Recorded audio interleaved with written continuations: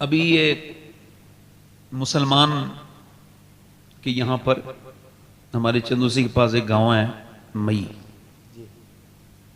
वहाँ आरिफ कव्वाल आए। जब वो मुझे पता चला तो मैंने कहा इसका भी मैं आरिफ भाई को भी एक मशवरा दे दूं कि अब आपकी उम्र काफ़ी हो गई है, हज भी करायो, कुछ शर्म भी करो। सामने एक लड़की बैठी है, उससे ये मुकाबला कर रहे हैं, तस्लीम आरिफ के नाम से जो मशहूर है कव्वाल।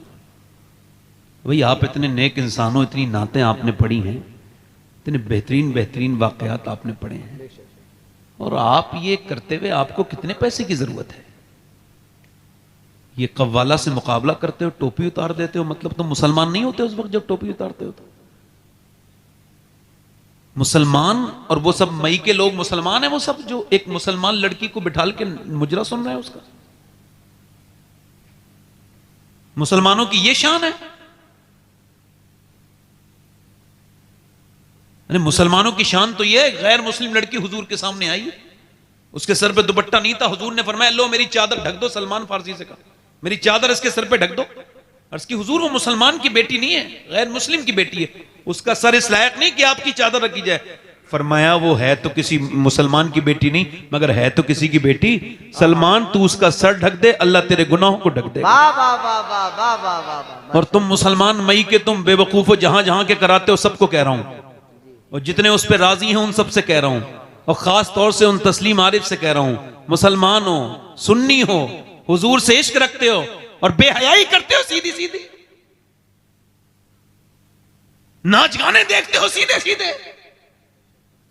मेरी मां अम्मी आयशा कुरान पढ़ रही है, तवज्जो करो, कौन कुरान पढ़ रहा है? सिद्दीक की बेटी सिद्दीका, मेरे हुजूर की महबूबा बीबी सैयदा आयशा सिद्दीका। आप कुरान कहां पढ़ रही है? मदीने में। कहां पढ़ रही है बोलो? और कुरान की आवाज छन छन के मस्जिद में आ रही है, हल्की हल्की हल्की हल्की। हुजूर ने पत्थर उठाया, जहां से आवाज आ रही वहां पत्थर लगाया, अंदर जाके फरमाया आयशा इतनी जोर से कुरान ना पढ़ो कि बाहर आवाज जाए, इतनी जोर से कुरान ना पढ़ो। अब मुझे बताओ, कुरान सुन जो रहे हैं वो सब उनकी औलादें हैं, वो उम्मुल मोमिनीन हैं, सारे मोमिनों की मां हैं। जो कुरान पढ़ रही हैं वो है जिसकी गवाही पाकी की कुरान देता है। सूने नूर जिसका गवाह है वो अम्मी सैयदा आयशा सिद्दीका। और सुने वो कौन है? वो सिद्दीक अकबर की बेटी हैं, मेरे नबी की बीबी हैं। उनकी आवाज आई तो मेरे नबी ने कबूल नहीं किया कि आयशा अगर कुरान भी पढ़े तो आवाज बाहर ना जाए। तो ये कव्वाली वाली क्या चीज है?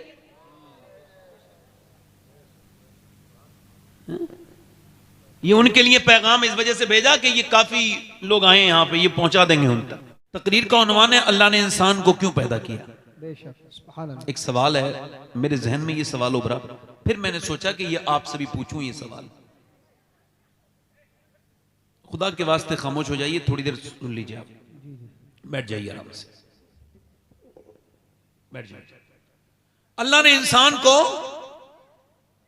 भाई सवाल है कि नहीं, इंसान को अल्लाह ने, इंसान ने अपने लिए मोटर बाइक बनाई, एक काम के लिए है। इंसान ने अपने लिए स्कूटर बनाया, कार बनाई, वॉशिंग मशीन बनाई, फ्रिज बनाया। जितनी भी चीजें इंसान ने इंसान के लिए इजाद की, बनाई, उसको वजूद में लाए, वो सब काम की हैं। तो क्या अल्लाह ने इंसान जैसी हसीन चीज क्या बगैर किसी मकसद के पैदा की? नहीं ना, नहीं ना। अल्लाह ने क्यों पैदा किया? इंसान अगर इसको नहीं समझेगा तो वो बर्बाद हो जाएगा। वो क्या समझता है? खाने के लिए सिर्फ जानवर बहुत थे, पीने के लिए सिर्फ जानवर बहुत थे, सोने के लिए सिर्फ जानवर बहुत थे।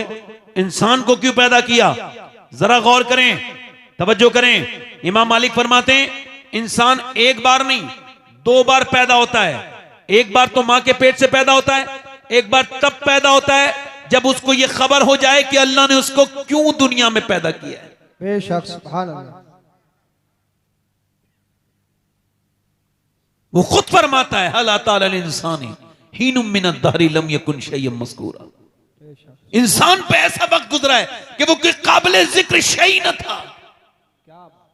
अल्लाह ने अपनी मेहरबानी से, अपने करम से इंसान को इंसान बनाया। और इंसान दुनिया में आया किस लिए? इसका जवाब कोई दानिश्वर नहीं देगा, कोई साइंसदान नहीं देगा, कोई बड़ा प्रोफेसर नहीं देगा। इसका जवाब वो कैसे देगा? उसको क्या पता, उसको क्या पता, क्या खबर इसके खालिक ने इंसान को क्यों बनाया, वो नहीं बताएगा। इसको खुद अल्लाह ने बताया। अल्लाह फरमाता है मैंने इंसान को आजमाइश के लिए पैदा किया, सुभान अल्लाह, सुभान अल्लाह, अपनी इबादत के लिए पैदा किया। अच्छा, आप लोगों को मेरे टाइप की तकरीर सुनने की आदत नहीं होगी, मैं आपको सही बता रहा हूं। आप खामोशी से सुने, अगर सुभान अल्लाह भी नहीं कहेंगे तब भी कोई मसला नहीं है, आप खामोशी से सुने, बोले ना, बस बोले ना। इंसान को अल्लाह ने क्यों पैदा किया? वो कहता है आजमाइश के लिए। मर्दों को, औरतों को, इंसान को अल्लाह ने अपनी इबादत आजमाइश के लिए, यानी सुबह आजमाइश है, रात आजमाइश है। फॉर एग्जाम्पल, सुबह के वक्त में बंदा सो रहा है, मिसाल के तौर पर सख्त नींद आ रही है और लिहाफ ने बड़ी अच्छी गरमाई दे रखी है और फजर की अजान हो रही है। फजर की अजान ने नौजवान की आंख को खोल दिया, आंख जरूर खुल गई, मगर अब झगड़ा शुरू हो गया नफ्स में और इंसान में, नफ्स में और ईमान में। नफ्स कह रहा है अभी सो जा, सर्दी बड़ी है, बाहर निकलेगा तुझे ज्यादा सर्दी लग जाएगी, बाहर निकलेगा ठंडा पानी है, ना निकल, बाहर को ना जा, अगर बाहर निकलेगा तो तुझको ठंड लग जाएगी। ईमान कह रहा है नहीं नहीं, रुक जा, ठहर जा, नमाज पढ़, यहां नहीं रुक, एकदम लिहाफ फेंक दे, क्योंकि नमाज अगर एक बार कज़ा हो गई तो दूसरी बार नहीं मिलेगी। अब नफ्स उसका कह रहा है, हुजूर अलैहिस्सलाम फरमाते हैं, अल्लाह फरमाता है, हदीस कुदसी है, मैंने इंसान को पैदा किया तो उसके साथ अपने दुश्मन नफ्स को भी पैदा किया। अब ये मेरा नफ्स जो इज्जत चाहता है, ये मेरा नफ्स जो बहुत अच्छे खाने खाना चाहता है, ये मेरा नफ्स जो बहुत नींद चाहता है, ये मेरा नफ्स मेरा भी दुश्मन है, मेरे रब का भी दुश्मन है। अब ये कह रहा है सो जा, ईमान कह रहा है नहीं, नफ्स कह रहा है सो जा, ईमान कह रहा है नहीं। ईमान ने लिहाफ फेंक दिया, लिहाफ फेंकने के बाद ईमान ने ठंडे पानी में हाथ डाल दिए और उसके बाद ईमान इसे ले गया मस्जिद तक और ले जाके उसने मियां सजदा करवाया। जैसे इसने अपना सर जमीन में रखा, नाक अपनी रगड़ी जमीन में जाके, वैसे ही फरिश्तों ने ऐलान कर दिया आज फला बंदा अपने अल्लाह की बारगाह में कामयाब हो गया है, इसने नफ्स पर फतह पा ली। बेशक, नारे तकबीर। इसने नफ्स पर आप ले लो माइक, नफ्स पर फतह पा ली है, नफ्स पर फतह हो गया, फतह पा ली, ये कामयाब हो गया। अब वही लड़का घर से निकला, नमाज पढ़ के निकला, घर आया और उसने आकर के नाश्ता किया। अब वो जा रहा है शहर, अब वो जा रहा है कहीं काम करने, एक लड़की सामने नजर आई, उसके कपड़े बड़े खराब हैं, फिटिंग के कपड़े हैं, बेहुदा, बेगैरत, बेशरम, बेहया लड़की है, कोई मॉडर्न है, उसने अपने जिस्म पे टाइट लिबास पहन रखा है। इस लड़के की एक नजर पड़ी, मगर चूंकि एक नजर माफ है, इसने नजर झुका ली। अब इसका दिल कह रहा है, इसका ईमान, इसका नफ्स कह रहा है देख ले, ईमान कह रहा है ना देख, नफ्स कह रहा है देख ले, बड़ा खूबसूरत नजारा है, स्मार्ट लड़की है, देख ले, एक मर्तबा और देख ले। इसने कहा नहीं देखूंगा, मेरे नबी की हदीस है कि आंखों का भी जिना होता है, आंखों का भी जिना होता है। और ये आंखें जो नौजवान तेरे अंदर हैं, ये जो आंखें, ये जो आप समझते हो आपकी आंखें, नहीं नहीं, ये सब अल्लाह की हैं। ये आंखें कयामत के दिन हमारे खिलाफ गवाही देंगी, जो भी हम करते हैं। अगर इन्होंने कह दिया ऐ अल्लाह तूने दिया तो था माँ बाप का चेहरा देखने के लिए, काबा देखने के लिए, अपने महबूब का मुबारक रोजा देखने के लिए, मगर इसने तो गंदगी देखी, आप क्या समझते हो, आप क्या समझते हो? ये सब कहने सुनने वाली बातें आपके लिए हो सकती हैं, मेरे लिए नहीं है। जैसे सूरज और चांद की रोशनी मुझे उतना यकीन है, ऐसे ही मुझे अपने नबी की बात पर यकीन है। हक है मुझे, जो मेरे नबी ने कह दिया वो होकर रहेगा, इसमें शक करने वाला मुसलमान ही नहीं। मेरे नबी ने फरमाया कि ये मेरे आका फरमाते हैं जो बदनिगाही करेगा उसकी आंख में आग की सलाखें डालेगा, अल्लाह आग की सलाखें डालेगा। अब आप मुझे बताएं, जरा गौर करें। वो कह लेगा नहीं देखूंगा, नफ्स कह रहा है देख ले, ईमान कह रहा है नहीं देख, ईमान कह रहा है देख लिया तो जिना हो जाएगा। लड़की सामने से निकल के चली गई, इसने नहीं देखा, बल्कि आला हजरत का ये शेर गुनगुनाता रहा, या इलाही रंग लाए जब मेरी बेबाकियां उनकी नीची नीची नजरों की हया का साथ हो। लड़की निकल गई, मगर फरिश्तों ने ऐलान कर दिया कि आज ये नौजवान मदीने वाले का आशिक अपने नफ्स पर आज फिर इसने फतह पा ली और ये नफ्स से गुमराह नहीं हुआ। वाह वाह, नारे तकबीर, नारे रिसालत, नारे नफ्स से अपने गुमराह, जिंदाबाद, ये गुमराह नहीं हुआ। मगर नौजवान ने ये तो सब भूलना ही छोड़ दिया। अब तो कौन किसके दिल में ये ख्याल आता है कि लड़की को देखना बुरी बात है। 3-3 घंटे, 4-4 घंटे, 5-5 घंटे, बल्कि 6-6 घंटे स्क्रीन टाइम है नौजवानों की। छोटे छोटे बच्चे जो आपके मोबाइल देख रहे हैं, ये छोटे छोटे बच्चे जो बर्बादी की तरफ जा रहे हैं, कभी आपने इसके बारे में गौर किया? कभी सोचा आपने ये बच्चे आपके कहाँ चले गए? कभी गौर किया आपने कि ये जहन्नम में कैसे चले जा रहे हैं और आपने इन पे गौर नहीं किया कभी? ये नौजवान लड़के जरा गौर करें, आप पैसा कमाने में लगे रहे, सिर्फ दौलतें जमा करने में लगे। मौलाए कायनात फरमाते हैं,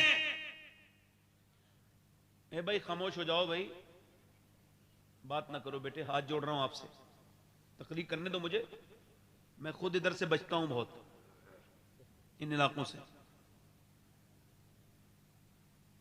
देखो ये तमीज तुम्हें ज्यादा होना चाहिए, तुम मुरादाबाद के करीब में रहते हो, सईदना नईमुद्दीन मुरादाबादी का फैज होना चाहिए आपके पास। बैठ जाओ भाई। इंसान को यह लगता है कि ये तकरीरें सब मजाक है, लोगों को ये लगता है ये जलसा भी ऐसे ही एक जलसा है बस खाली। इसका हिसाब सबसे पहले उसे देना होगा जो यहां तकरीर कर रहा है, उसके बाद वो सब सुनने वाले बैठने वाले सब हिसाब देंगे।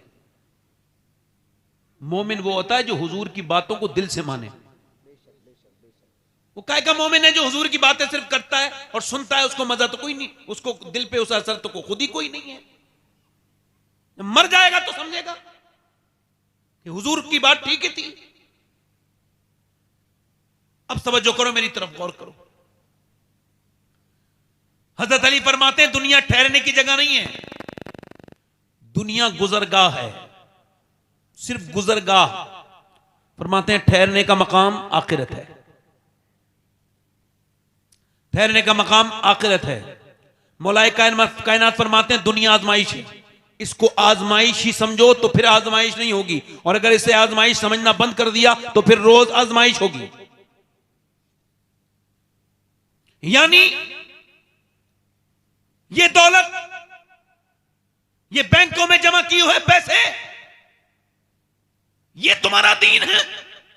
अल्लाह फरमाता है अल्हाकुमुत तकासुर हत्ता ज़ुरतुमुल मकाबिर कल्ला सौफ़ तअलमून सुम्मा कल्ला सौफ़ तअलमून। अल्लाह फरमाता है तुम्हें गाफिल रखा, और ये वाज़ेह आयत है, इसमें तशरीह की भी जरूरत नहीं। कहता है तुम्हें गाफिल रखा माल की ज्यादा तलबी ने। नहीं, माल तलब करना बुरी बात ना थी, मगर सिर्फ माल, सिर्फ माल। मेरे नबी फरमाते हैं अगर इंसान की औलाद को, आदम की औलाद को एक जंगल भर के हीरे जवाहर दे दो तो उसे ये उसे लगाएगा ठिकाने से, दूसरे दिन दूसरे जंगल की तलाश में निकलेगा, इसका पेट नहीं भर सकता। मेरे नबी फरमाते हैं कब्र की मिट्टी ही इंसान के पेट को भर सकती है, कब्र की मिट्टी ही इंसान के पेट को भर सकती है, यानी इंसान का पेट भरेगा नहीं। और तवज्जो करो, मेरी तरफ गौर करते चले जाना जरा, आप हजरात जरा गौर करें। अल्लाह फरमाता है तुम्हें गाफिल रखा माल की ज्यादा तिलवी ने, हत्ता ज़ुरतुमुल मकाबिर, यहां तक कि तुमने कब्रों के मुंह देख लिए। फिर वो कहता है कल्ला सौफ़ा तालमून, फिर वो फरमाता है सुम्मा कल्ला सौफ़ा तालमून। एक ही बात को दो बार कहता है, मगर दूसरी बार सुम्मा लगाता है, और सुम्मा का मतलब अरबी में फिर, यानी ये मैं तुझे कह रहा हूं, मैं आपको समझा रहा हूं, फिर समझा रहा हूं यानी अल्लाह का लहजा सख्त है। वो कहता है सुम्मा कल्ला सौफा तालमून, फिर हाँ हाँ तुम जान जाओगे, फिर हाँ हाँ तुम जान जाओगे। पहले कहता है हाँ हाँ तुम जान जाओगे, फिर कहता है फिर हाँ हाँ तुम जान जाओगे। यानी ये जो दौलत है, ये जो इसकी तशरीह में मौला अली फरमाते हैं कि ये जब इंसान मरता है और मरने के बाद जब उसकी रूह निकल जाती है और जब वो मर जाता है तो फरिश्ते आते हैं और इंसान भी आते हैं। तो उसके रिश्तेदार कहते हैं इसने बच्चों के लिए क्या छोड़ा, इसने अपने बच्चों के लिए क्या छोड़ा। तो फरिश्ते कहते हैं इसने आखिरत के लिए क्या भेजा, इसने आखिरत के लिए, इसने आखिरत के लिए। यानी हुजूर ने एक बकरी को कुर्बान करके सदका कर दिया। जब सदका किया तो घर तशरीफ लाए, फरमाया मेरी आयशा ये बताओ क्या बचा है गोश्त कुर्बानी में जो हमने की, सदका किया उसमें क्या बचा। तो उन्होंने 3-4 बोटियां दिखाई प्याली में रख के, हुजूर ये बचा है। फरमाया आयशा ये नहीं बचा, बचा वो है जो अल्लाह की राह में खर्च हो गया। बेशक बेशक बेशक, बचा वो है जो अल्लाह की राह में खर्च हो गया है। अब ये जिंदगी इस तरह तो नहीं थी मियां जिस तरह हमने गुजारी। हमने अपने रब को नाराज कर दिया, हम अपने रब को नाराज करते चले गए। पड़ोसी मुल्क में एक लड़का था, गाना गाता था, मशहूर हो गया। 16 साल की उम्र में गाना गाते गाते मशहूर हो गया। 16 साल की उम्र में एक मर्सिडीज जीती, और एक मर्सिडीज जीती, फिर दूसरी मर्सिडीज, यानी उसने 1 करोड़ की कार खरीद जीती। उसके बाद उसने बहुत जीता, बहुत गाने गाए, बहुत कामयाब हुआ। बेहतरीन सुरीली आवाज, खूबसूरत चेहरा, नौजवान लड़का, गाना गाते गाते फेमस हो गया।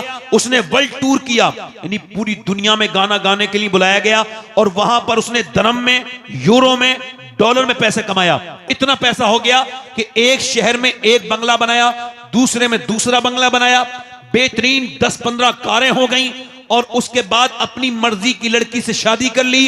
एक नाम हो गया बहुत बड़ा। मगर गाना गाते गाते 23 साल की उम्र हुई तो गाना गाते गाते गिर गया। जब उसको उठाया गया बेहोशी से, अस्पताल ले जाया गया। अस्पताल में चेकअप हुआ तो पता लगा दोनों गुर्दे फेल हो चुके हैं। अब डायलिसिस पे आ गया। डायलिसिस एक जबरदस्त किस्म का प्रोसेस है, बहुत हार्ड प्रोसेस है। इसमें खून को निकाला जाता है एक मशीन के जरिए, उसके बाद उसको प्यूरिफाई किया जाता है, फिर अंदर डाला जाता है खून को, और इसमें 35 से 40 से, जैसे भी अस्पताल में इंसान कराता है वैसे ही होता है। ये उत्तराखंड में काशीपुर के पास एक लड़का आया 24 साल का, उसका ये जगह हिल रही थी, और मैंने पूछा ये क्या हुआ। रो के कहने लगा मेरे दोनों गुर्दे खराब हैं, मेरे बाप ने सारी जमीन बेच दी गुर्दे का इलाज कराते कराते, मगर मेरे गुर्दे ठीक नहीं हुए, हमारा मकान भी बिक गया, मैं अकेला हूं, अब मेरा बाप बिल्कुल रोड पर आ गया है, मेरे लिए दुआ कर दें। उसका चेहरा सूजा हुआ था गुर्दे खराब होने की वजह से, और वो रोने लगा। जरा गौर तो करें, आप में से कितने लोग ऐसे बैठे हैं जिन्होंने अपने रब से कभी कहा हो या अल्लाह तूने हमें गुर्दे दिए हैं, गुर्दों में कोई बीमारी नहीं है, तो 2 रकत नमाज पढ़ के तेरा शुक्र अदा करते हैं, तुझसे कहते हैं मालिक कि तेरा शुक्र है ऐ मेरे रब, तेरा शुक्र है ऐ मेरे करीम, तेरा शुक्र है ऐ मेरे रहमान, तेरा शुक्र है। कभी कहा आपने? अभी मुझे कश्मीर बुलाया गया था पिछले साल, एक साहब ने फोन किया आपकी तकरीर सुनना चाहते हैं। मैं कह मेरे पास वक्त नहीं इस महीने में। कहने लगे भाईजान बात यह है कि जो आपको तकरीर जो आपकी सुनना चाहता है उसकी आखिरी ख्वाहिश आपकी तकरीर है, उसको कैंसर है। उससे पूछा कोई आखिरी ख्वाहिश, तो उसने अपने बाप से कहा मुझे उनकी तकरीर सुनना है। तो मैं फिर चला गया, मैंने तकरीर उनके घर गया, उस कमरे में मैं बैठा। उसका नाम मोहम्मद सलीम था, अब तो उसका इंतकाल भी हो गया, दुआ करो अल्लाह उसको बख्शे। मैंने पूछा सलीम भाई क्या हाल है? कहने लगे अल्लाह का शुक्र है। मैं कहा मैंने सुना है आपको कैंसर है। कहने लगे कैंसर की वजह से अल्लाह का शुक्र है। मैंने कहा क्यों? कहने लगे डॉक्टरों ने लिख के दिया है मुझे कैंसर है, इस वजह से शुक्र है। तो कुछ लोगों को अचानक मौत आ जाती है, कुछ अचानक मर जाते हैं एक्सीडेंट से, कोई किसी सूरत में मर जाता है। मगर मेरे अल्लाह का मुझ पर बड़ा फजल और करम है कि 2 महीने पहले डॉक्टर ने मुझे बता दिया कि तू मरने वाला है।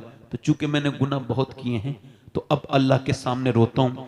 2 महीने के बाद कब्र में जाऊंगा तो मैं तो एक अंधेरे कमरे में नहीं रह सकता, घुटन हो जाएगी, 2 दिन भी नहीं रह सकता। अंधेरी कब्र में ऊपर से तख्ते और उसके ऊपर से मिट्टी और उसके ऊपर से फिर वो सारी चीजें बंद करके चले जाएंगे। तो मैं अपने रब से कहता हूं मालिक कमरे से घबरा जाता हूं, मैं कब्र में कैसे रहूंगा, गुनाह बहुत किए हैं, तुझे मुंह कैसे दिखाऊंगा। कहता है बहुत बिलक बिलक के रोता हूं। कहता है बगैर कैंसर के भी नमाज पढ़ी थी, मगर वो लुत्फ नहीं था जो कैंसर के जब से खबर मिली है। तो कहता है पहले तो बस वो नमाज थी, गया आके पढ़ ली, मगर जब अब अपना सर जमीन पे रखता हूं तो मेरी आंखें डबडबा जाती हैं, मेरी आंखों में आंसू ही आंसू होते हैं। यकीन जानो वो नमाज जिसमें 2 आंसू निकल जाएं, और वो नमाज जो बगैर आंसू की नमाज है, वो क्या नमाज है। नमाज तो वो है जिसमें इकबाल कहता है कभी सरवा सजदा जो मैं हुआ कहीं तो जमीन से आने लगी सदा, तेरा दिल तो है सनम आशना, तुझे क्या मिलेगा नमाज में, तूने क्या नमाज पढ़ी। मेरे दोस्त, मेरे भाई, जरा बता, मैं तुझसे पूछता हूं, एक आदमी एक बुजुर्ग 80 साल का, उसको सांस लेने में कोई दिक्कत थी तो उसको अस्पताल में हॉस्पिटलाइज किया गया। तो उसको लगा ऑक्सीजन, 1.5 दिन में और 90,000 का बिल आ गया। जब 90,000 का बिल आया वो रोने लगा। उसको रोते देखते हुए उसके डॉक्टर ने कहा पैसे ज्यादा लगते हैं बड़े मियां, कुछ कम कर दें। कहा नहीं, मेरे अल्लाह ने इतना नवाजा है मुझे कि पूरा अस्पताल यहीं खड़े खड़े खरीद दूंगा। फिर रोते क्यों? लगा रोता इस वजह से हूं कि तेरी इस हवा से, ऑक्सीजन मशीन से मैंने 1.5 दिन सांस लिया तो तूने 90,000 का बिल बिठा दिया। मैंने कभी सोचा ही नहीं कि मैं 80 साल से अल्लाह की हवाओं में सांस ले रहा हूं कि सांस लेना कितनी बड़ी अल्लाह की नेमत है। बोलो, कभी तुमने इस बात को सोचा, कभी गौर किया? दिल का चेकअप कराया 10,000 दे आए, दिमाग का चेकअप कराया 15,000 दे आए, गुर्दे की दवाई ले आई 10,000 दे आए। जिसने गुर्दे का इलाज किया, जिसने दिल का इलाज किया, उसे करोड़ों लाख रुपए दे दिए, मगर जिसने गुर्दे फ्री में दिए उस मालिक को कभी सजदा भी नहीं किया। जिसने दिल फ्री में दिया कभी उस मालिक को न समझा, कभी अपने रब को न समझा, कभी न कहा मेरे रब कि तेरा शुक्र है, कभी कहा, कभी गौर किया। ये आपको पता है इंसान की नाक के अंदर यहां से एक रग है जो दिमाग तक जाती है, यानी वो हर इंसान के है। और न्यूरोलिस्ट कहते हैं, न्यूरोलॉजी वाले, और इसको कहती है स्पेशलिस्ट, कि अगर नाक की रग बंद हो जाए तो दुनिया का कोई डॉक्टर, कोई मेडिकल साइंस मिलकर भी इस नाक की रग को ठीक नहीं कर सकते। और अगर ये बंद हो जाए तो ना खुशबू आएगी, ना बदबू, ना खाने की खुशबू, ना खाने की, न किसी चीज की बदबू, ना फूलों की खुशबू आएगी। मुझे बताओ, ये पूरा मेडिकल साइंस मिलकर एक रग नहीं बना सकता। अल्लाह ने हर इंसान के अंदर वो रग बनाई है, पूरी दुनिया का साइंस मिलके। मैं कहता हूं साइंस से किसी जाहिल का झगड़ा होगा, मेरा तो कोई झगड़ा नहीं है। मुझे तो कुरान समझ आता है। मौला कायनात की बरकत से मैं ये मानता हूं कि साइंस किताबें तहकीक है और कुरान किताबें तखरीक है। साइंस ये कहता है कि सूरज इतनी दर्जा डिग्री पर निकलकर इतनी दर्जा पे डूब जाता है। साइंस ये कहता है कि ये जो चांद है ये 1.25 लाख मील दूर है। साइंस ये कहता है ये आसमान है, फिर दूसरा आसमान है। साइंस ये कहता है कि जमीन के नीचे भी जमीन है, मगर साइंस ये नहीं कहता कि जमीन मैंने बनाई है, आसमान मैंने बनाया है, सूरज मैंने बनाया है, चांद मैंने बनाया है। लोगों ने खुदाई के दावे भी किए कि मैं खुदा हूं, मगर किसी ने नहीं कहा जमीन मैंने बनाई, आसमान मैंने बनाया, सूरज मैंने बनाया, चांद मैंने बनाया। वो मेरा रब है जो अकेला कहता है जमीन भी मैंने बनाई है, आसमान भी मैंने बनाया। वाह भाई वाह, नारे तकबीर, नारे रिसालत, नारे हैदरी। हुजूर सैयद शबाहत मियां साहिब किबला, हुजूर सैयद शबाहत मियां साहिब किबला जिंदाबाद जिंदाबाद। माशाल्लाह माशाल्लाह, वाह वाह। यानी कभी इधर देखो, तवज्जो करो, मेरी ये तकरीर ना समझना, ये तकरीर नहीं है।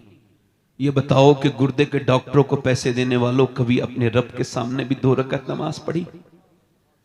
मैं गारंटी के साथ कह रहा हूं, कैसा भी बीमार हो, गारंटी ले रहा हूं, गारंटी, कैसा भी बीमार हो उसको सूरह रहमान सुनाओ। तवज्जो करो, इधर देखो। कभी अल्लाह के सामने सजदे किए, कभी कहा मालिक तू बड़ा करीम है।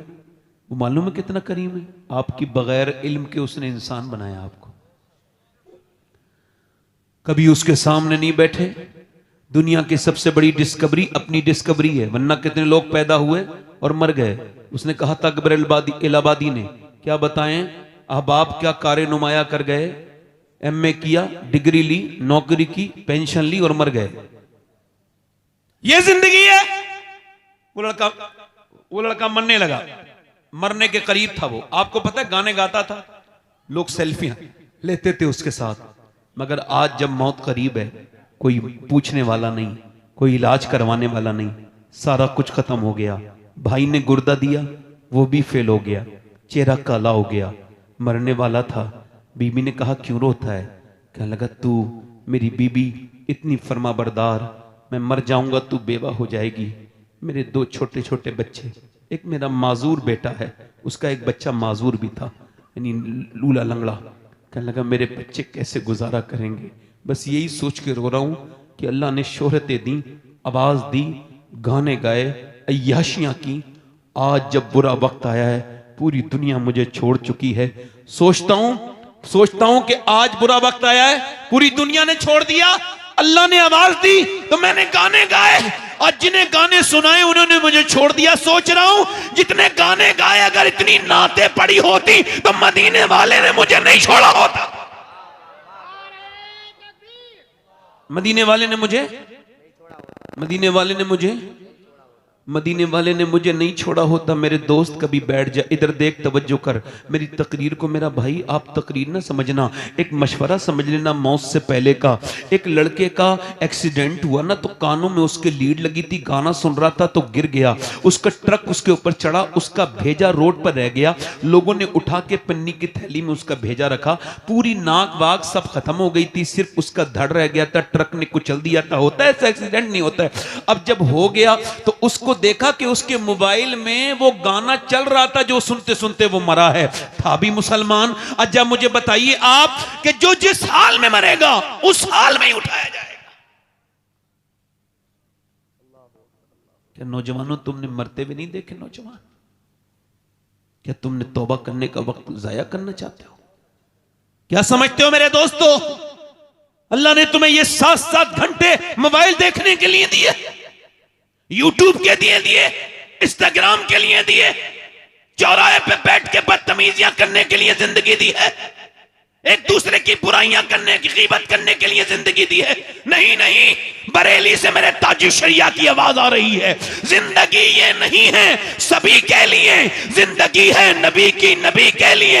ना समझ मरते हैं जिंदगी के लिए, जीना मरना है सब कुछ नबी के लिए। ये तो पोते ने 100 साल के बाद कहा था, इससे बड़ी बात दादा ने 100 साल पहले कही। पोते ने कहा था जिंदगी है नबी के, नबी के लिए।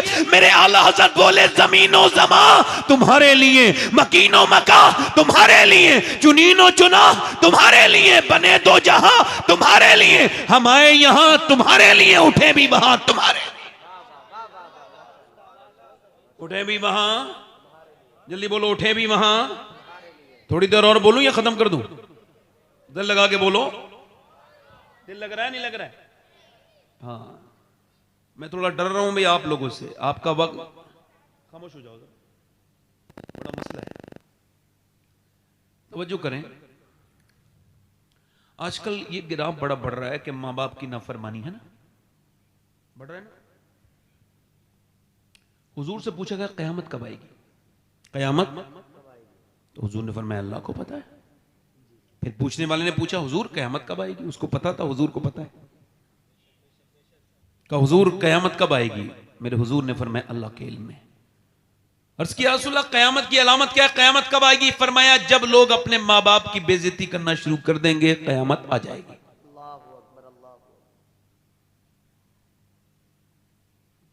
देखो ये जो इधर बैठे ना, इधर 10-15 लड़के, इनसे हाथ जोड़ के इनके पांव पकड़ के अंदर ले आओ। ये बड़ा तकलीफ के, मैं आपको कह रहा हूं ना, बड़ा अजीब माहौल है, माहौल अलग है इस इलाके का। यहां तकरीर नहीं सुनते लोग, जलसा देखने आते हैं, कैसा लग रहा है जलसा। बेटे आप भी बैठ जाओ, बड़ी मेहरबानी है आपकी, बड़ी मोहब्बत से मैं बात करता हूं भाई, क्योंकि नौकर हूं ना, नौकरों का लहजा इख्तियार करता हूं। बैठ जाएंगे, बैठ जाएंगे। मतलब मैं कोई बातें कर रहा हूं, कुछ समझ आ रही है आपके? नहीं आ रही? अच्छा सुन लो, सुन लो। अच्छे लोग हैं माशाल्लाह, बहुत अच्छे लोग हैं, सुभान अल्लाह। इधर देखो, तवज्जो करो। क्या कहा हुजूर ने जब मां बाप की बेइज्जती करने लगे बच्चे तो? कयामत। जब मां बाप की बेइज्जती, इस पर कयामत डिपेंड हो गई। अभी ये चंडीगढ़ में, पंजाब में एक लेक्चरार की शिकायत पुलिस में दर्ज हुई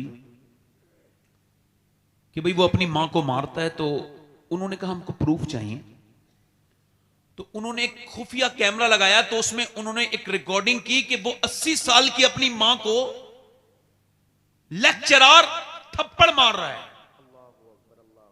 और उसकी बीबी, वो दोनों यूनिवर्सिटी में पढ़ाते हैं। ये प्रोफेसर है, वो भी प्रोफेसर है, इसकी बीबी। अब आप मुझे ये बता सकते हो कि वो जाहिल मार रहे थे? जल्दी बताओ। यूनिवर्सिटी में पढ़ाने वाले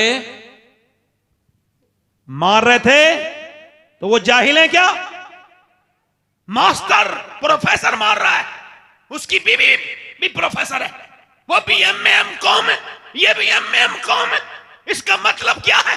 मतलब यह है दुनिया की जितनी भी यूनिवर्सिटियां हैं वो बायोलॉजी, केमिस्ट तो पढ़ाती हैं, मगर एक ही दुनिया की यूनिवर्सिटी है जो माँ बाप का एहतराम पढ़ाती है, वो सिर्फ मेरे मदीने वाले का दीन है। वाह वाह वाह वाह वाह वाह वाह वाह वाह वाह। ये तो दावा है, दलील सुन लो। ये क्या है? दावा। दलील सुनो। अब दलील सुनो।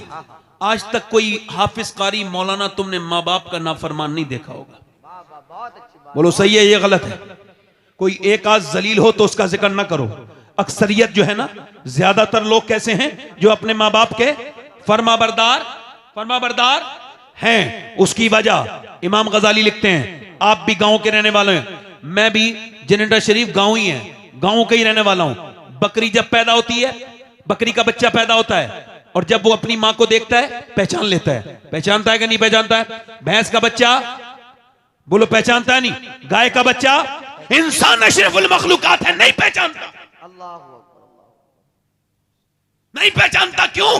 इसमें भी अल्लाह की रहमत है कि ये जैसा देखेगा वैसे ही करेगा, यानी जैसा मां के अंदर देखेगा वैसे ही करेगा। इसका मतलब ये है, आप जरा तवज्जो करें, जब बच्चा आपका थोड़ा सा बड़ा हो जाए, इमाम गजाली कहते हैं जब 1-1.5 साल का हो जाए तो बाप को चाहिए अपने बच्चे को गोद में ले, और गोद में लेने के बाद उसको ये कहे अल्लाह अल्लाह अल्लाह अल्लाह अल्लाह अल्लाह अल्लाह अल्लाह अल्लाह अल्लाह अल्लाह। अब आप कह रहे हो अल्लाह अल्लाह, बच्चा ये रिस्पॉन्स करता है, जवाब देता है अब्बा अब्बा अब्बा अब्बा। बात देख लेना, कभी वो कहेगा ही नहीं अल्लाह, वो कहेगा अब्बा। अब आप कह रहे हो अल्लाह अल्लाह अल्लाह, वो कह रहे अब्बा। इमाम गजाली कहते हैं वो कहता नहीं है बच्चा, उससे अल्लाह कहलवाता है, देख इंसान, तूने इसे मेरा नाम सिखाया था, मैंने इसे तेरा नाम सिखा दिया है।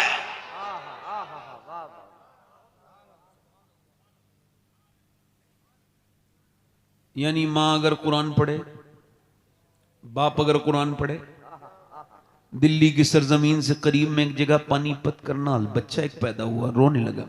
1 महीना 2 महीना 3 महीना 4 महीना 6 महीने, 1 महीना 2 महीना लगातार रोता रहा। 1-2 महीने लगातार रोया। जब 1-1.5 महीना हो गया तो हजरत फखरुद्दीन बहाउद्दीन ज़करिया मुल्तानी के दामाद गुजर के जा रहे थे, कहने लगे साहब ये बच्चा जो रो रहा है ना, अपने मुरीदों से बोले ये रो नहीं रहा है बल्कि अल्लाह का सच्चा वली है, और ये अल्लाह को याद कर रहा है। पैदा होते ही 1-1.5 महीने का बच्चा वली। कुछ मुरीदों ने कहा कैसे? का आओ दिखाता हूं। घर पहुंचे, कहने लगे कोई है? बाप निकल के आया, जी ये बच्चा आपका रो रहा है? कहा जी ये अल्लाह का वली है।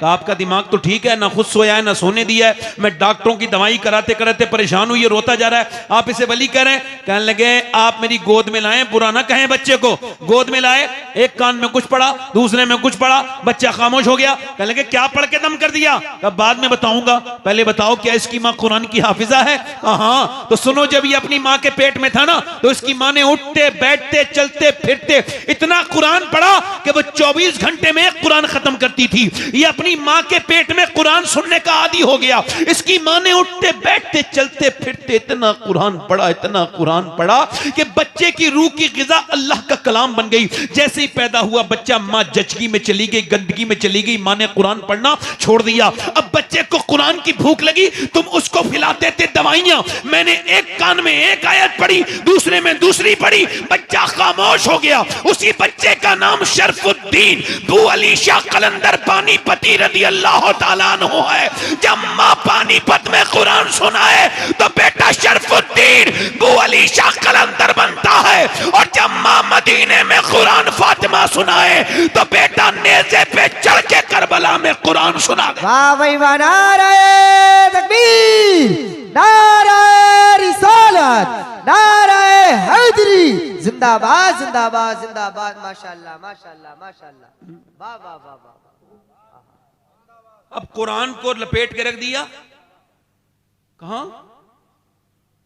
अलमारी में, उसके ऊपर धूल चढ़ गई उसके अंदर, और वो जो मियां ने ताबीज दिया था वो उस पे कई बार मोमजमा हुआ है, उस पे कई बार खुशबू लगी है। वो जो मनहूस किस्म का मियां बैठा है सामने, वो औरत उसके सामने गई है, वो कह रही कोई फाल वाल खोलो, मेरा काम नहीं चल रहा। सामने बेहया बेशरम बे औरत बेपर्दा बैठी है और ये फाल खोल रहा है। उससे कहा नहीं तू क्यों मेरे सामने बेपर्दा बैठी है, तू ही सबसे बड़ी लानत है अपने घर के लिए।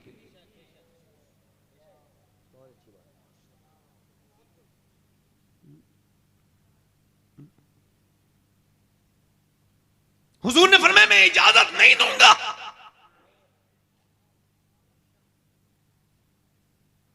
कि अगर इमरान की बेटी मरियम हो और साथ में रहने वाला याह्या के बेटा जकरिया हो।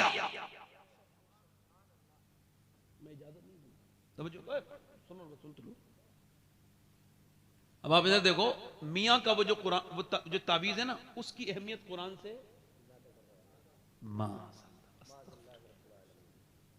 तौबा तौबा। मेरी बहनों मेरी बेटियों, तुमको पता है जब तुम कुरान पढ़ती हो तो आसमान से फरिश्ते उतरने लगते हैं। तुमको पता है मेरी बेटियों मेरी बहनों, ये मियां वियां के चक्कर में क्या पड़ गई, अपने नबी को छोड़ दिया तुमने। ये सब ठेकेदार हैं क्या कोई? क्या मुझे अपने रब के लिए किसी मियां की जरूरत है?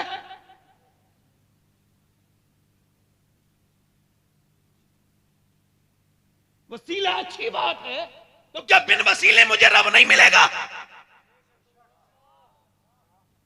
और वसीला मेरे लिए आमना का लाल है, वो दुनिया में भी वसीला है, आखिरत में भी वसीला है।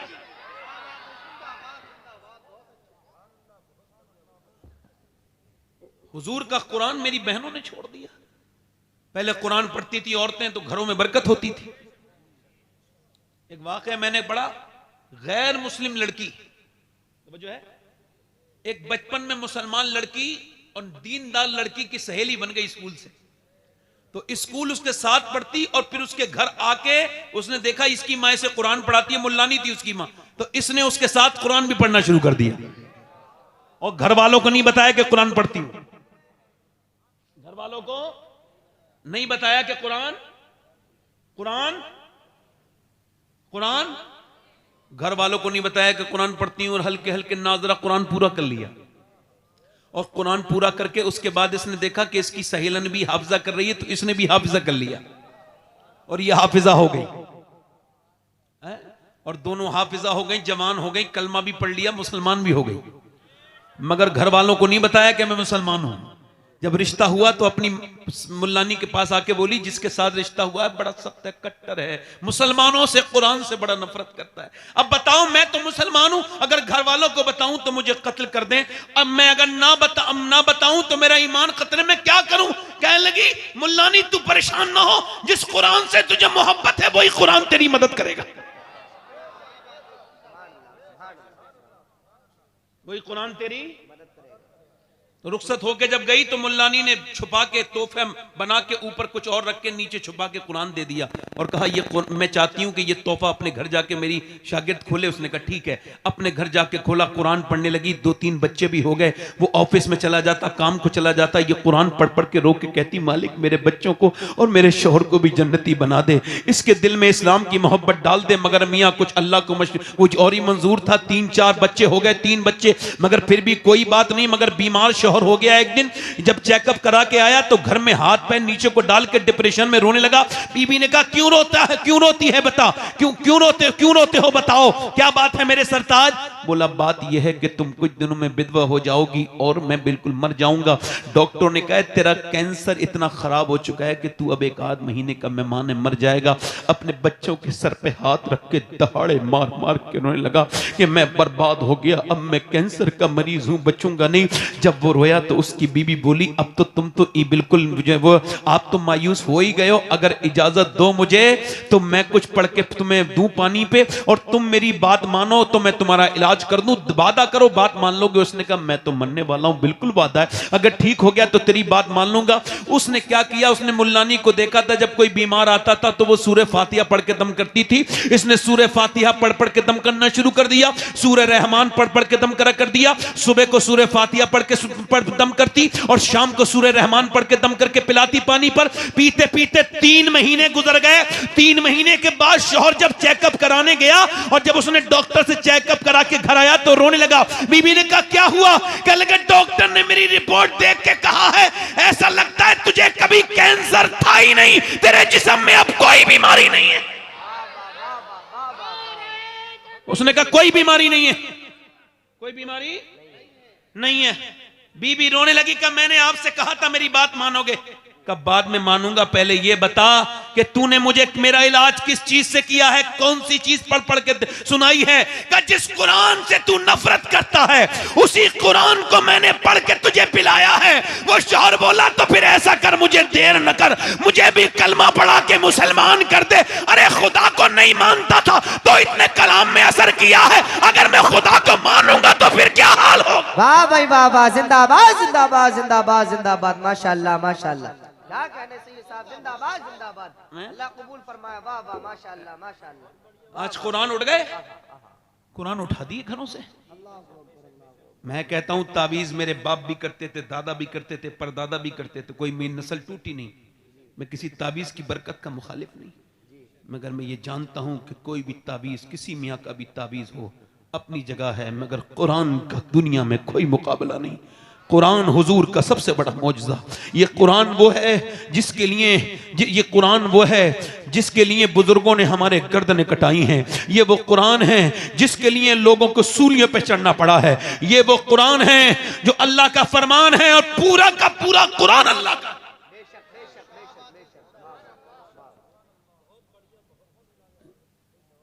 पूरा कुरान अल्लाह का है। दिल लग रहा है आप लोगों को, नहीं लग रहा? अल्लाह के रसूल की बेटी, जोर से बोलो सुभान अल्लाह। हजरत अली कहते हैं मेरी शादी होने वाली थी। किसकी शादी? और एक हमारे यहां भी शादियां होती हैं, हमारे यहां भी शादियां होती हैं। ए बैठ जा बेटे, बैठ जा। आप ना देखें, मुझे बैठाने दें, कोई बात नहीं। असल में मैं आपको सही बताऊं कि अभी रात ज्यादा भी नहीं हुई है। बात यह है कि दिल लग रहा आप लोगों को, नहीं लग रहा है? बहुत अच्छी बात है, आपका दिल लग रहा है। अच्छा, आपका लगे ना लगे, मेरा लग रहा है। माशाल्लाह माशाल्लाह, अल्लाह का शुक्र है। मेरा तो रोज हुजूर की बातों में दिल लगता है। हजरत अली कहते हैं मेरी शादी होने वाली थी तो क्या तैयारी हुई? हजरत अली कहते हैं हुजूर ने मेरा ज़रा बिगवाया और मेरी ही पैसे से जहेज बनवाया। मेरे ही पैसे से जहेज।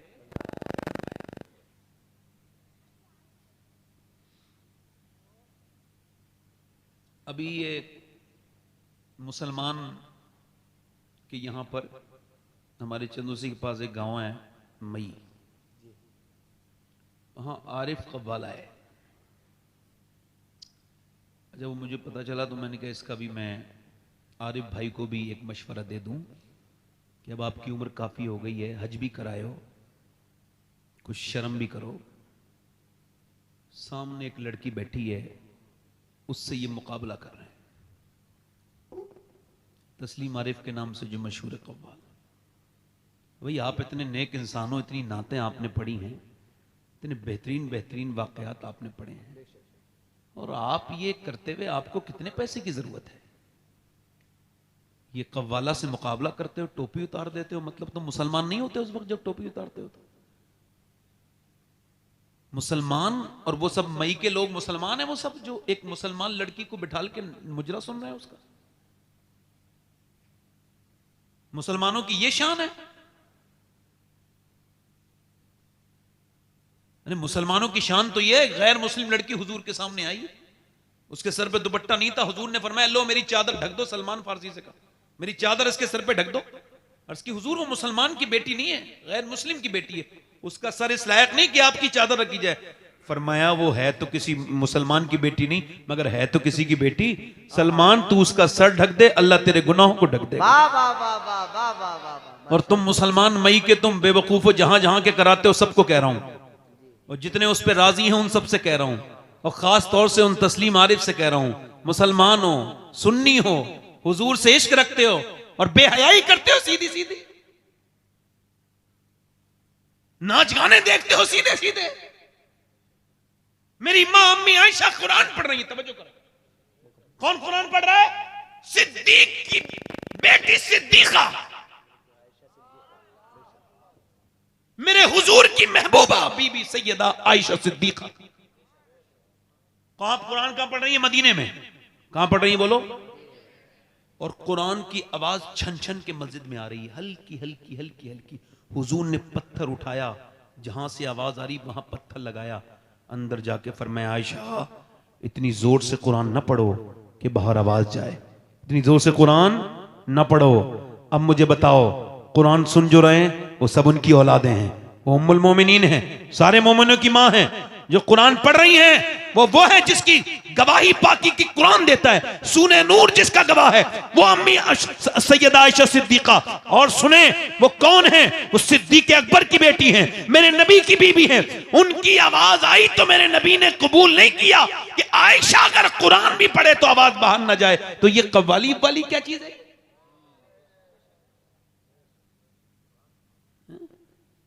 ये उनके लिए पैगाम इस वजह से भेजा कि ये काफी लोग आए यहां पे, ये पहुंचा देंगे उन तक, जरूर वो सुन लेंगे। और हमारे तो वो बड़े भाई हैं, उनसे हम बड़े भाई कह रहे हैं कि खुदा के वास्ते कुछ शर्म हया करो। अब बूढ़े हो गए, तौबा कर लो, तुम्हें तो पहले ही तौबा कर लेनी चाहिए थी सब बातों से।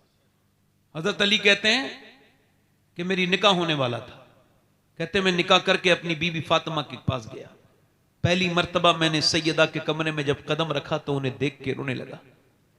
कोई बीबी को देख के रोता है अपनी? दूल्हा नहीं ना। और बीबी भी फातिमा हो, सैयदा हो, और मियां नबी की बेटी। हम सुभान अल्लाह। अम्मी आयशा फरमाती जिसकी नाक, जिसकी आंख, जिसके होंठ, जिसके रुखसार, जिसका चलना, जिसका बोलना बिल्कुल नबी की तरह है, वो कोई और नहीं बल्कि सैयदा फातिमा है। फातिमा चलती थी ऐसा लगता था अल्लाह का रसूल चल रहा है, फातिमा बोलती थी ऐसा लगता था रब का रसूल बोलने लगा। सुनो, हजरत अली कहते हैं मैं रोने लगा अपनी बीबी को देख के। तो मुझे देख के वो बोली आप क्यों रोते हैं, कि आपको शादी ये पसंद नहीं थी? मैंने कहा बिल्कुल, हुजूर का एहसान है, सरकार ने आपका हाथ मेरे हाथ में दे दिया और आपने मुझे मंजूर किया फातिमा, मगर मुझे एक बात का गम है। का क्या? का कितनी भी गरीब लड़की की शादी हो, मेरी बहनें सुन लें, मेरी बेटियां सुन लें, हो सके तो लिख लें, हो सके तो रुखसत करते वक्त अपनी बेटी को ये बात कान में सुनाएं, अल्लाह तुम्हें इसका अज्र देगा। क्या? हजरत फातिमा कहने लगे हजरत अली, है फातिमा मैं देख रहा हूं कितनी भी गरीब की लड़की की शादी हो एक दो जोड़ी कपड़े नए पहन लेते हैं, मैं देख रहा हूं कि हसरत होती है, तमन्ना होती है, दुल्हन के दिल की हसरत होती है कि मैं अपना हसरत निकालूं दुल्हन बनते वक्त, मगर मैं देख रहा हूं आप जिस कपड़े में दुल्हन बनी है उसमें 70 अहमद लगा है उस चादर में, मगर आपके चेहरे पर कोई शिकन नहीं।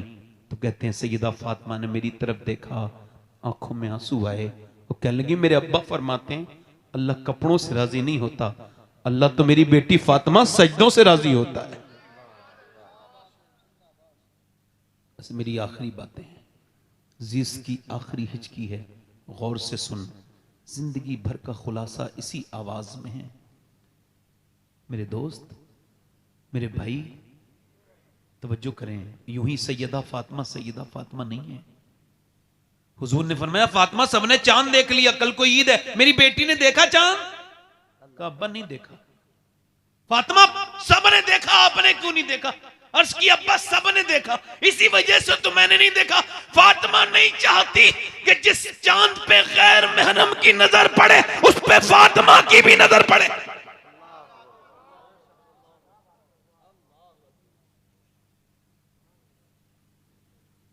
हुजूर की बेटी दुनिया से जा रही है, आखिरी बात सुन लो मेरी बहनों सुन लो।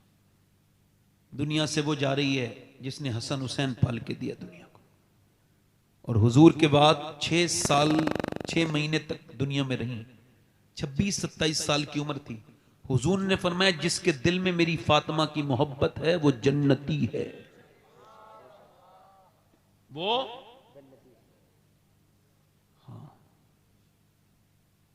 दुनिया से जा रही हैं, रो रही हैं नबी की बेटी।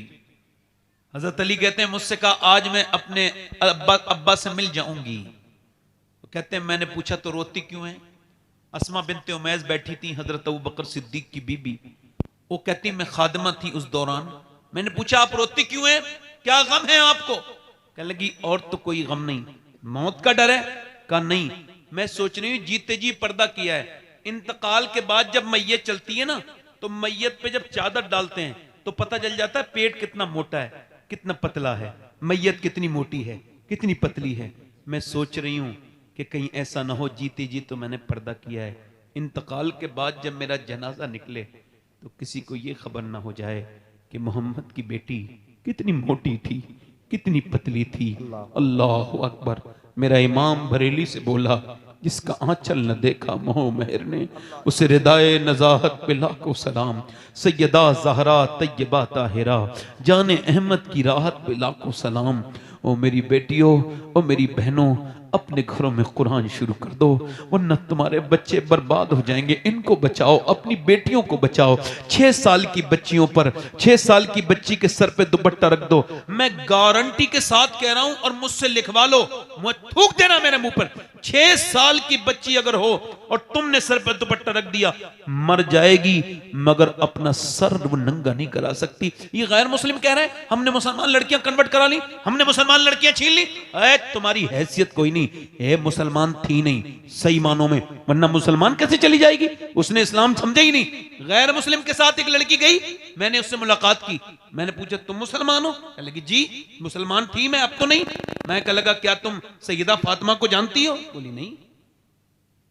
मैंने कहा आप सैयदा खतीजा को जानती हो? बोली नहीं। मैंने कहा मैं सुनाऊं? बोली आप सुनाओ। मैंने उसे एक एयरपोर्ट पे बैठ के 1 घंटे लगातार सैयदा फातिमा की बातें सुनाई, बचपन से लेके तक विसाल तक। आखिर में वो बदल गई। मैं कहता हूं गैर मुस्लिमों से जो ये देख के खुश होते हैं मुसलमान लड़कियां हमने छीन ली, वो उन्हें बताओ उन्होंने इस्लाम समझा नहीं था। अगर समझ लेती तो कभी अपनी जान दे देती, ईमान नहीं देती। देखना है तो फिलिस्तीन को देख लो। मेरे नबी ने फरमाया जब मदीने के हालात बिगड़े तो सहाबा तुम चले जाना शाम। अर्ज़ की हुजूर शाम के हालात बिगड़े तो मेरी उम्मत के लिए दुआ करना। फिलिस्तीन को देखो, हमें क्या मतलब फिलिस्तीन से? मगर एक बात बता रहा हूं आपको, फिलिस्तीन में 7,000 बच्चे ऐसे मरे हैं जो 10 साल से कम उम्र के थे। शहीद हुए कितने? 7,000। और माएं उठा रही है ना बच्चों को, तो किसी का हाथ आ रहा है, किसी का पांव आ रहा है, पूरे बच्चे भी नहीं मिल रहे हैं, छोटे छोटे बच्चे हैं। अल्लाह अकबर। जरा गौर तो करो, एक एक ब्रेड पर 3-3 बच्चे लड़ रहे हैं, भूखे हैं बेचारे, उनके घर खड्डर बन गए, मगर पूरी दुनिया में किसी को कोई तकलीफ नहीं। और हम तो कर भी क्या सकते हैं उनके लिए? कुछ नहीं कर सकते। सब कुछ है भी तब भी कुछ नहीं कर सकते उनके लिए। अल्लाह अकबर। मगर किसी को कोई अफसोस नहीं, मगर मेरे नबी को तकलीफ है। मेरे सरकार फरमाते हैं मेरे उम्मती के पाँव में कांटा लगता है तब भी मुझे तकलीफ होती है। ये तो उम्मती हुजूर को भूल गए, हुजूर तो उम्मती को कभी नहीं भूले। मेरे सैयदी सरकार आला हज़रत फरमाते हैं कि आज भी गुंबद खजरा में मेरे नबी अपने उम्मत के लिए दुआ कर रहे हैं, हाथ उठा के दुआ करते हैं। अच्छा लगता भी है। मदीने जब जाओ तो वहाँ रहो तो ऐसा लगता ही नहीं कि जैसे कोई तकलीफ है, ऐसा लगता है कि बस आसानी आसानी है, बस जन्नती जन्नत है, बस सुरूर ही सुरूर है, बस बरकत ही बरकत है। हाँ, वहां से जब आओ तो जरूर रूह बढ़ मिचलने लगती है। मैं कहता हूं फलस्तीन की वो लड़कियां, अल्लाह का शुक्र है इब्न सैयद पैदा हुआ, अल्लाह का शुक्र अदा करता हूं इस पर। मैं अल्लाह का फजल है, उसका शुक्र अदा करता हूं। और मैं जो भी हूं, जिस लायक भी हूं, मैं किसी लायक तो नहीं, मगर अगर मुझे फलस्तीन की लड़कियों के जूते मिल जाएं, उन लड़कियों के जिन्होंने ये बयान दिया है, तो मैं अपनी कब्र में रख के उससे वसीयत कर दूं कि ये जूता जरूर मेरी कब्र में रख देना। ये उस बहन का जूता है जिसने ये बयान दिया। वहां की लड़कियां बयान ये दे रही हैं कि हम रात को सोते हैं तो बुर्का ओढ़ के सोते हैं। कहा क्यों? रात को तो कोई बुर्का नहीं ओढ़ता।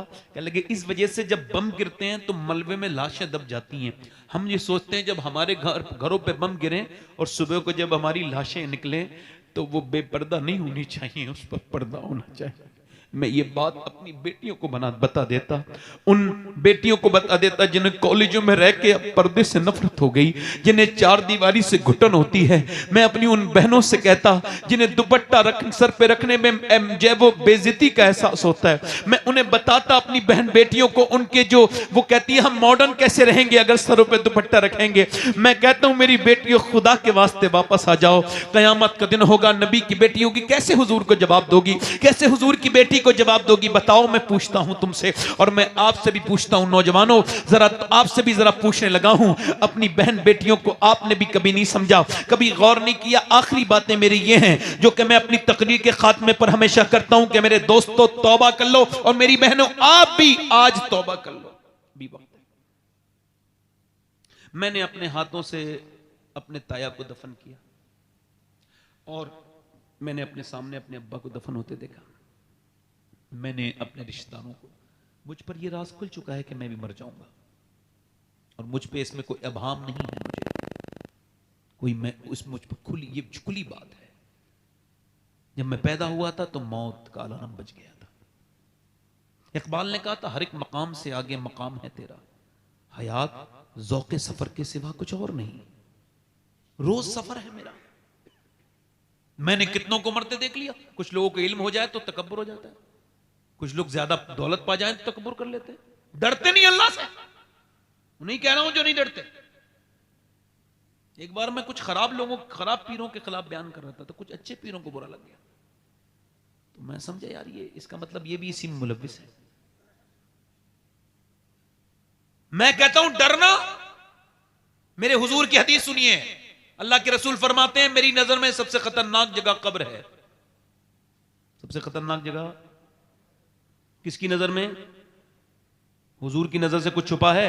जब ना खुदा ही छुपा तुम पे करोड़ों दुरूद। हुजूर की नजर से कुछ छुपा है? जब ना खुदा ही छुपा। हाँ, उमर फारूक आजम, सब कह दो रदी अल्लाह तआला अन्हु, सब कह दो। हजरत उमर, हुजूर ने फरमाया मेरे बाद नबी होता तो उमर, मेरे बाद नबी होता तो, जल्दी बोलो, मेरे बाद नबी होता तो उमर होता। आदि दुनिया के बादशाह उमर की तरह हाकिम न पैदा हुआ उनके बाद, न होगा कयामत तक। उमर वो है, उसके इल्म का हाल यह है कि 28 आयात कम से कम उसकी मर्जी की कुरान में मौजूद है। उमर वो, मेरे नबी ने फरमाया मेरे उमर से शैतान डरता है। मेरे नबी ने फरमाया अल्लाह फख्र फरमाता है अरफात के मैदान में मेरे सहाबा पर, और बिलखुसूस मेरे उमर पे फख्र फरमा रहा। उमर के जब तलवार वो मारा गया, चाकू, आंत फट गई, दूध पिया, आंत से निकल गया, और जब आंत से निकला दूध, आपने कहा मौत करीब है, मेरे सर जमीन पे रख, नहीं रखा। अब्दुल्ला बेटे मेरा सर जमीन पे रख दे, नहीं रखा। अब्दुल्ला सर जमीन पे रख दे, नहीं रखा। बेटे मेरा सर जमीन पे रख दे।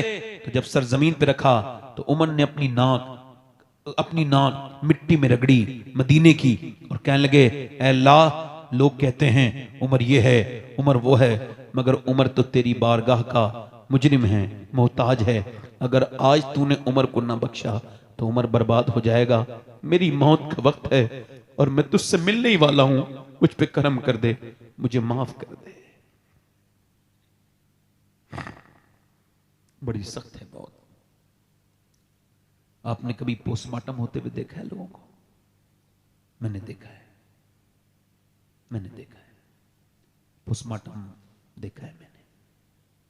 पहले वो चीरते थे, उससे छेनी हथौड़ी से, अब ऐसा नहीं करते, अपडेट हो गए। अब वो ऊपर से डालते हैं और फाड़ते हुए ले जाते हैं, ग्लेंडर लकड़ी काटने वाला, ऐसे करके पूरा फाड़ देते हैं। जो भी चीज़ें उन्हें निकालनी होती हैं वो निकालते हैं। उसके बाद उस पर बहुत दरिंदगी के साथ वो शराब पिए हुए होते हैं और उसमें लगाते हैं टांके, और टांके लगाने के बाद फिर वो दे देते हैं। कभी किसी पोस्टमार्टम वाली बॉडी को गुस्ल दे के देखना, मैंने ज़िंदगी में कई बार ऐसा किया है। जब जब किया है, मैं गुस्ल देता हूँ मुर्दों को, अल्लाह का शुक्र है। उसकी वजह क्या है, जब मेरे दिल पे मैल बढ़ जाता है तो उसका मैल हटा के अपने दिल का मैल हटा लेता हूँ। तो वो जो है ना, वो अब तवज्जो करो, गौर करो मेरी बात पर। अब क्या हुआ कि उसको फाड़ दिया। हुजूर फरमाते हैं, जो मुर्दे का हाथ पकड़ता है ना गुस्ल देने वाला, तो मुर्दा कहता आराम से उठा, तेरे उठाने से बड़ी तकलीफ होती है।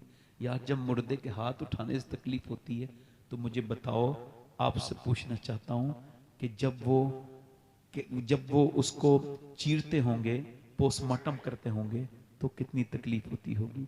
दुआ करो, ऐ अल्लाह हम दिन रात सफ़र में रहते हैं, हमें पोस्टमार्टम वाली मौत से बचा लेना, अपनी रहमतों वाली मौत देना। मौत तो वो बेहतरीन मौत है कि जिसके वक्त मैं कलमा पढ़ रहा हूँ। बेहतरीन मौत तो वह है कि जब रूह निकल रही हो तो सामने गुम्बद खजरा हो। ये क्या मौत है, इधर मर गए उधर मर गए, बगैर रब को पहचाने मर गए। कभी सोचा, कभी गौर किया, कभी गौर किया आपने? एक औरत मूसा अलैहिस्सलाम के ज़माने में एक आदमी के पास आई, कह लगी मेरे बच्चे बीमार हैं, आप मुझे कुछ दे सकते हैं? उस आदमी ने कहा मैं तो तुझ पे नजर रखे हुए था, तेरा शौकीन हूं, तू रात गुजार दे, मुझे हर रात नई औरत चाहिए, तू आज रात आ जा, तुझे दे दूंगा। उसने कहा मैं अपना जिस्म बेचने नहीं आई हूं। चली गई, फिर वापस आई, कहने लगी कुछ दे दे, बच्चे मेरे भूखे इतने हैं, उनके मुंह से झाग निकल रहे हैं, मेरे बच्चे बेहोश हो रहे हैं, कुछ दे दे। उसने कहा मैं रात को आ जाऊंगी, जो तेरा दिल चाहे कर लेना। वो रात को आई, बच्चों को खिला के कमरे में बैठी थी। इसने उसके हाथ लगाना चाहा, जैसे ही हाथ लगाया ना, ये कांपने लगी। इसने कहा कांपती क्यों है, ड्रामा करती है, पैसे नहीं मिले? कहने लगी पैसे सब कुछ नहीं होते, और फिर का ईमान भी कुछ होता है। का क्या मतलब?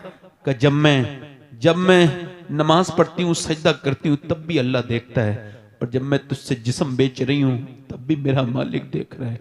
और मैं अपने मालिक से यही कह रही हूँ, ऐ मेरे बेपनाह ताकतों वाले, अगर मैं मां ना होती, बच्चे मेरे भूखे ना होते, तो कभी जिस्म न बेचती। हुजूर फरमाते हैं ऐसी फूट के रोई, ऐसी फूट के रोई कि रोना तो उसका था मगर दिल पे असर उसके हो गया। अल्लाह बड़ा करीम है, बड़ा अल्लाह कदरदान है अपने बंदों का। अल्लाह ने उसका दिल बदल दिया। अल्लाह ने जब उसका दिल बदला तो उसकी आंखों के आंसू नीचे को गिरे, तो वो बोला मैं तुझे अपनी बहन बनाता हूं, ले ये ले। उसने पैसे दे दिए सारे, चली जा, तूने मेरा दिल बदल दिया। सजदे में गिर के बोला मालिक एक बार आई थी, हाथ नहीं लगाया, कैसी डरती थी, मैंने तो कितनी इज्जतें लूटी हैं, मैं तो कितना लुटेरा हूं।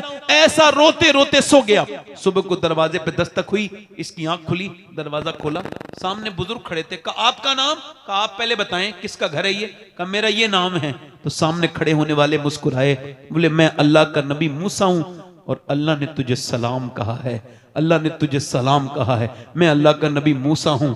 उसने कहा मूसा कोई देख लो, कोई नेक आदमी को भेजा होगा सलाम, मैं तो इस इलाके का सबसे बड़ा बदतमीज इंसान हूं। कहा तूने कोई नेकी की है? कहा एक नेकी की, एक औरत मजबूर थी, उसे अल्लाह के लिए छोड़ दिया। कहा तो सुन, मेरा अल्लाह फरमाता है कि तू तो इतना रोया तेरी आंखें भीग गई। अल्लाह फरमाता है तेरे आंसू अगर इतने हो कि बिल्कुल जमीन आसमान के बराबर तेरे गुनाह हो, मगर इतना रो ले तेरी आंख का आंसू ढलक के गाल तक आ जाए, मैं सारे गुनाह तेरे माफ कर दूंगा। वो बोला क्या अल्लाह ने मुझे माफ कर दिया? हाँ। फिर तो तड़प तड़प के रोया, अल्लाह पूरी जिंदगी गुनाह किए थे मगर इतना गुनहगार एक बार में बख्श दिया। वो बेहतरीन बख्शने वाला है, वो फजल करने वाला है, वो रहम करने वाला है।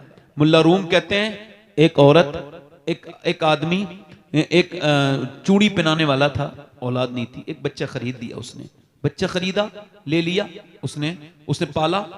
20 साल के बाद अपने घर आया, काम करते करते रोज आता था, मगर 20 साल हो गए थे उस लड़के को बड़ा होने थे। तो घर आया, बीबी ने कहा दरवाजा नहीं खोलना। कहा क्या हुआ? कहा दरवाजा नहीं खोलना। कहा बात तो बता, कौन सा गुनाह करके आए हो आप? कोई गुनाह नहीं। कहा सही बताओ। एक गुनाह किया। आज एक लड़की को चूड़ी पहना रहा था, उसका हाथ पसंद आ गया, मैंने पकड़ लिया था थोड़ी देर और थोड़ा सा हाथ फिराया उस पर, मगर फिर याद आया अल्लाह देख रहा है तो छोड़ दिया। कहा अंदर आ जा। मैंने जिसे ना अपना बेटा बना के पाला है, वो जिसे हम पालते हैं बेटा बना के, उसने आज मेरा गलत तरीके से हाथ पकड़ लिया था। मैं समझ गई कि जरूर मेरे आदमी ने किसी की इज्जत पे हाथ डाला है, जो आज मेरे घर में मेरी इज्जत पे हाथ डाला है। वो रो के, मुल्ला रूम कहते हैं, वो आदमी रोया और रो के बोला मालिक मेरी बेटियों की, मेरी बहनों की इबादत कर ले। मैं कहता हूं मेरे दोस्तों तौबा कर लो, एक आंसू बहाओ उसके सामने। आंसू आपका 1 रुपए का भी नहीं बिकेगा, बेचिए देखना, टीन का पीपा बिक जाएगा मगर आंसू नहीं बिकेगा। अल्लाह फरमाता है मैं बहुत महंगा खरीदता हूं, एक आंसू में जन्नत दे देता हूं, एक आंसू में। आंसुओं का बेहतरीन कदरदान अल्लाह है, बख्शने वाला है। आपको इसी वजह से पैदा किया है कि आप उसकी इबादत करें, उसके सामने रोएं। और आज बता रहा हूं पूरी जिंदगी 2 लफ्जों में बयान करके जा रहा हूं। हजरत इमाम हसन बसरी से किसी ने पूछा दीन समझा दें 2 लफ्जों में, तो उन्होंने कहा कि अल्लाह के सामने रोने का नाम दीन है, बंदों के सामने मुस्कुराने का नाम दीन है। उम्मीद की आपसे मैंने, बदलेंगे अपने। बताओ हुजूर के नाम पे कितने लोग गर्दन कड़ा सकते हैं? दोनों हाथ रख के बताएं। एक दूसरे की तरफ ना देखना, मुस्कुराना नहीं, नीचे हाथ कर लें। बात ना करना आपस में, बात जो गर्दन कटा सकता है कुछ भी कर सकता है। कितने लोग ऐसे हैं जो गर्दन भी कटा देंगे और आज से हुजूर के नाम पे पूरी दाढ़ी भी रखा लेंगे। इस महफिल में खड़े हो जाएं, खड़े हो जाएं। वो लोग जो दाढ़ी रखाएं वो खड़े हो जाएं।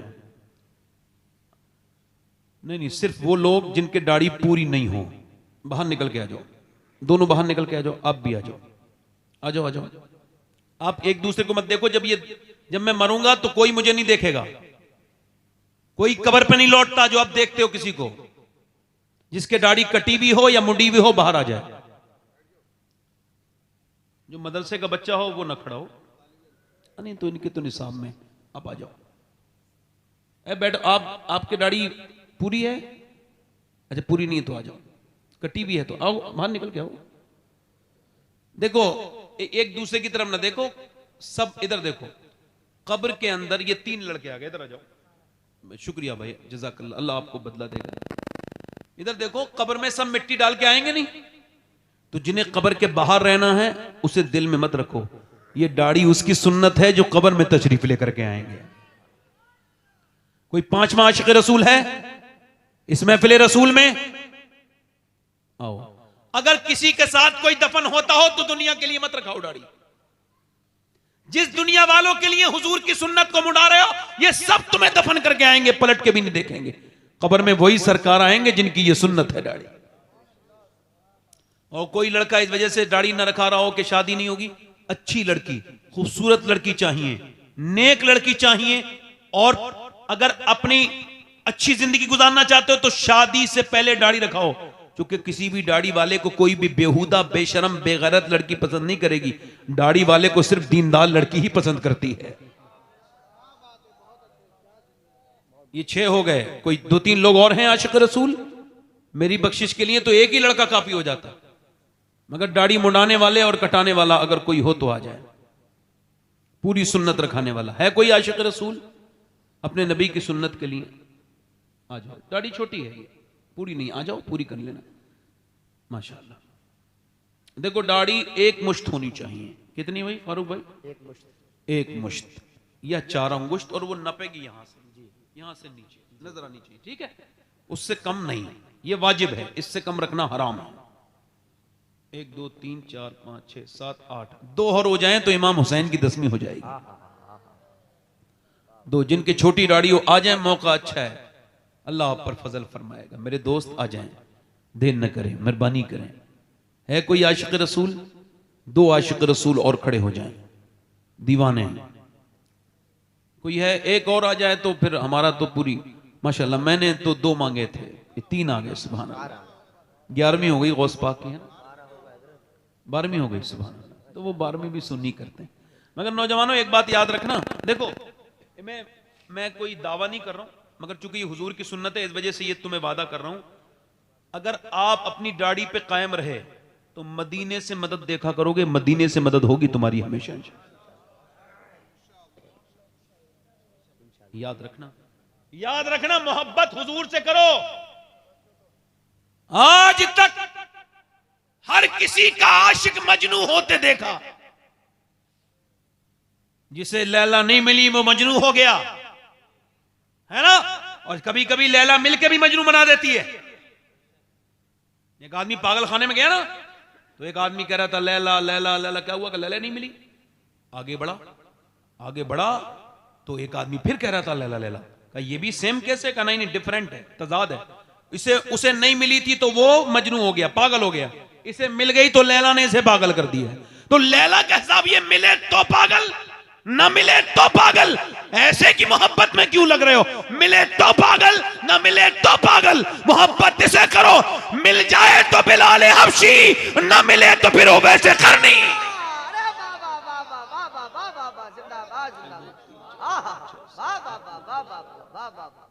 ये 13 हो गए।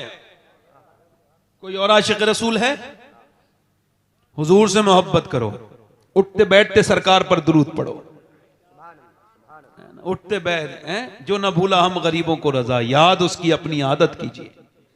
मैं तो कोई और नौजवान देख रहा हूं, कोई जलालपुर में किसी को जलाल आए, हुजूर के नाम पर खड़ा हो और कहे भाई मैं हुजूर के लिए खड़ा हो रहा हूं। कोई चौथा आशिक रसूल हो तो खड़ा हो जाए, है कहीं? चले 13 लोग खड़े हो गए। मुझे नौजवानों से उम्मीद भी थी, 14 हो गए। सुभान अल्लाह, जरा जोर से बोलो सुभान अल्लाह। अच्छा, कुछ हमारे बुजुर्ग भी हैं जिनकी दाढ़ियां सफेद हो गई हैं, मगर वो अभी मुंडवा रहे हैं। जवानी की तलाश है, वल्लाही अब कयामत आएगी, अब मौत आएगी, जवानी नहीं आएगी।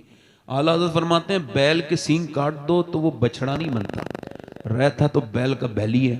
कोई और आशिक रसूल है जो सुन्नत रसूल के लिए खड़ा हो? मैं कहता हूं यार, फिलिस्तीन की कोई मदद नहीं कर सकते तो अपनी मदद कर लो। चलो आओ, चेहरा हुजूर की सुन्नत के मुताबिक कर लें। एक सुन्नत पर 100 शहीदों का सवाब है। कितने शहीदों का? और कोई आशिक रसूल है? हालांकि मैं आपको सही बताऊं, मैं 10 तकरीर करता हूं तो इतनी मेहनत नहीं लगती इतनी आज एक तकरीर करने में मेहनत लगी, क्योंकि हमारी तरफ का माहौल थोड़ा सा अलग है। यहां मजाकिया लोग हैं ना, यहां पे मजाक करने वाले, लतीफे कहने वाले मौलवी, ये मजाक करने वाले आया करें तो इनसे कहो मौलाना कोई ऐसी आयत पढ़ के सुनाओ कुरान की जिससे हंसी आ जाए।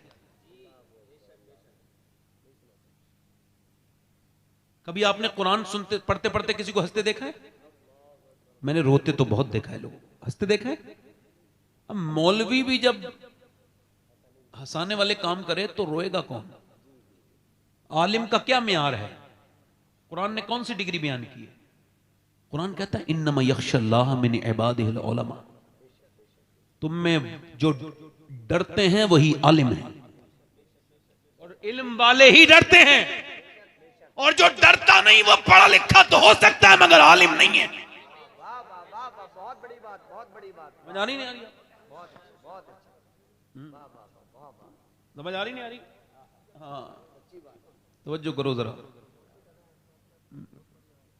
नहीं और भाई हमने तो बड़े, अल्लाह का शुक्र है कि मैं तो अल्लाह के अलावा किसी डरता ही नहीं, और यही दलील है कि मैं अल्लाह से डरता हूं। डरता वरता किसी से नहीं हूं मैं। उसकी वजह यह मैं ज्यादा लंबी जिंदगी जीने नहीं आया।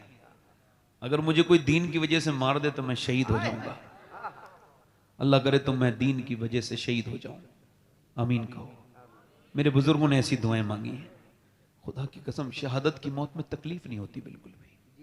अल्लाह शहादत की मौत अता फरमाए। आप मेरे साथ वादा करो, हाथ उठाओ, मैं आपके को वादा कराता हूं।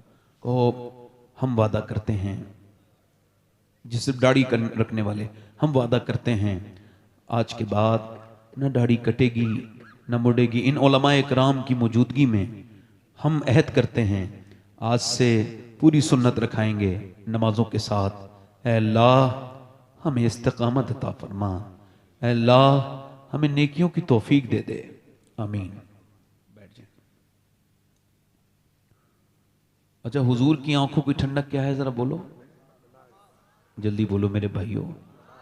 अच्छा, आप में कोई ऐसा है जो कयामत के दिन नमरूद के साथ खड़ा होना चाहता हो?